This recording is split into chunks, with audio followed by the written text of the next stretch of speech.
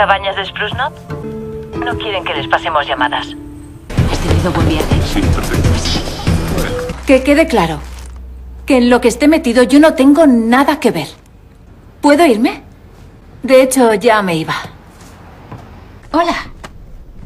Me han dicho que le diga que la misión Lanford es de la DPN. De hecho, han llamado. Quieren quedar otro día. ¿Cuándo? Han dicho que ya nos avisarán. Acompáñeme. ¿Viene por Annie Walker? Sí, ¿Puedo ayudarle? he venido a recoger sus pertenencias. Las ha recogido un caballero esta mañana. Tenía una orden. Tengo que conseguir una de esas. ¿Tenía algo que necesitase? Eso es lo que quería averiguar. Hay una lista de artículos en su ficha.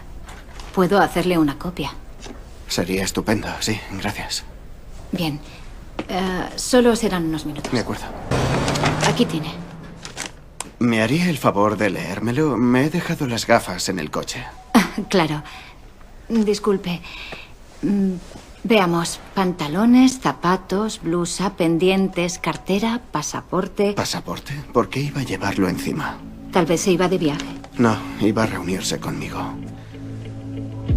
El número del pasaporte no estará apuntado en la lista, por casualidad. Pues sí. Debería hablarle.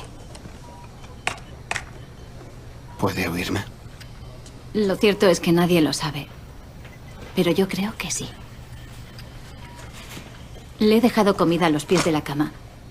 Debe de tener hambre. Gracias. Fue entonces cuando Lina Smith concluyó la misión de cultivar a Fisher, porque la agente Walker volvió a la División de Protección Nacional. Sin conocimiento de Smith, la agente Walker continuó persiguiendo a Fisher por su cuenta. Smith declaró que la agente Walker, el inversor en capital de riesgo sospechoso de ser un agente de la Federación Rusa de Inteligencia. Unas 6 o 7. Base de datos de vehículos motorizados. Propietaria Lina Smith, BMW gris, año 2011.